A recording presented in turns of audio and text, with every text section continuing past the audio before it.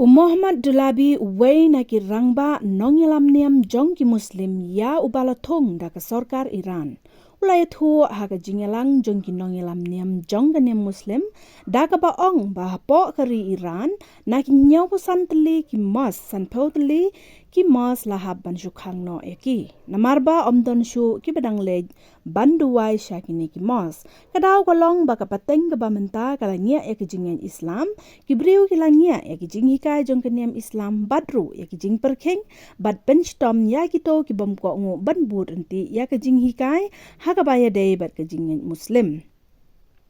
Kum kenuksa ka kentai kamla benmi syabar, klem ke hijab batlada ki elek persya ya kene ka an, kin sahab haga jing penstom ka bajur.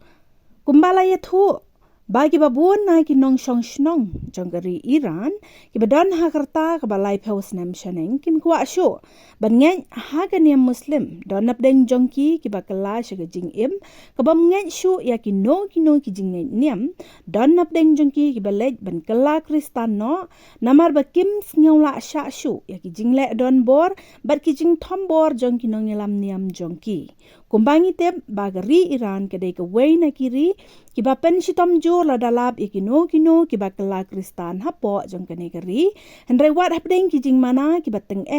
Penban ki beriau haga negeri ki wat hi ya ujisu bat ki ngeng hau haba upen pau yala de haki leng bagi jing itu pau ne leng bagi jing pos niu kaktien ublai ru kaya thu na uyo ne skel nong ka bapra ka dukot ka balai puar ka kren kumne bat pin yo itu ya kata ka jing shisha bat kata ka jing shisha kan pelaj no epi.